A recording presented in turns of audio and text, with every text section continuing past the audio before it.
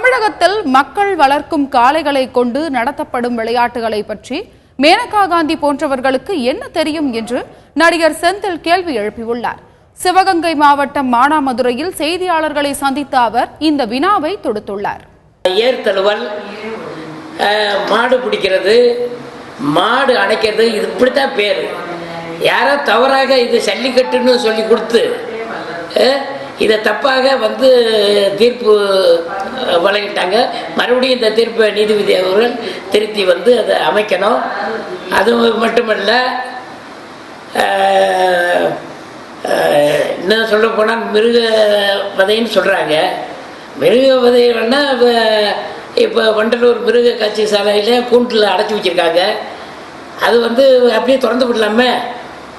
இப்படி சும்மா மிருகாட்சி அது இதுன்னு சொல்லி இப்போ மேனகா காந்தி அவர்கள் அவங்க இந்தி கலாச்சாரம் தான் தெரியும். நம்ம தமிழ்நாட்டு கலாச்சாரம் எப்படி தெரியும்?